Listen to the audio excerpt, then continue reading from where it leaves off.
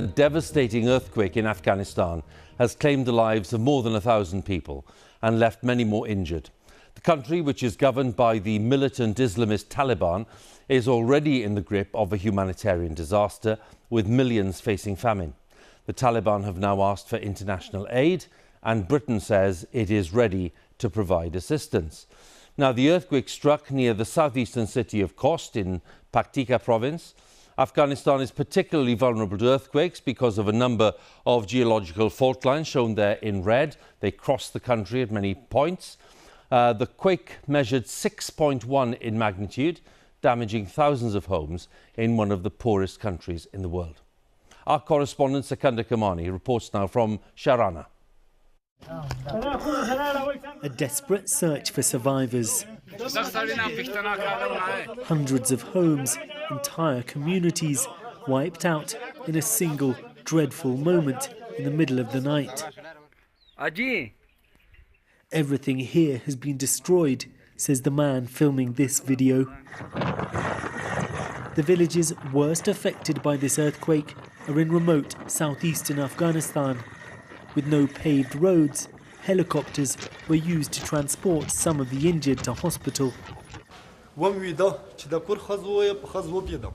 There was a rumbling and my bed began to shake, Shabir tells us.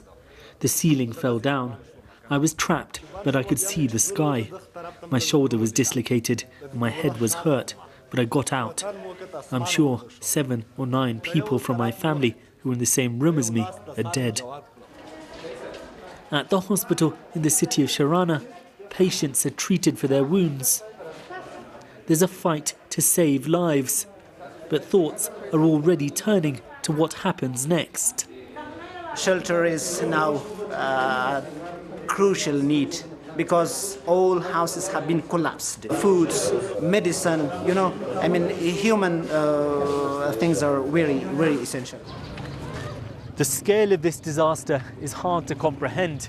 All these people have gathered to donate blood in case it's needed, but whole villages have been flattened. This is just the start of this crisis. 1-year-old Saidullah was struck on the head by a piece of debris. 3 of our relatives were trapped under the rubble, says Shamira, his grandmother. There's nothing left of our house. If someone buys us a tent, we'll find a place to put it and live there. We have no choice. Taliban officials have called for aid agencies to help provide support. Many are rushing towards the epicenter, though bad weather could hamper their efforts. This was a country already struggling with a humanitarian crisis, with millions going hungry. Now, the misery is intensifying. Secunder Kermani, BBC News, Paktika province. With me here is our World Affairs correspondent, Caroline Hawley. Caroline, let's consider this Taliban regime, which of course has its problems with the rest of the world community. When they appeal for help, what is your sense of the readiness to provide help? I think that is an absolutely critical question. The international community has faced the dilemma over how to respond to the suffering of Afghans since the Taliban takeover last summer. International funding for the country was withdrawn. Aid agencies had to scale back their work. But the UN is still working in the country. It's one of the poorest, as you know, on earth. It's already facing what the UN says is an unprecedented humanitarian emergency. And what you've got is crisis upon crisis, decades of war, COVID, a serious drought, the worst in nearly 4 decades, hunger, as you heard in Secunder's report, and now this. So the UN Secretary General has said this is a moment for international solidarity, and time, of course, is of the essence if you want to save lives.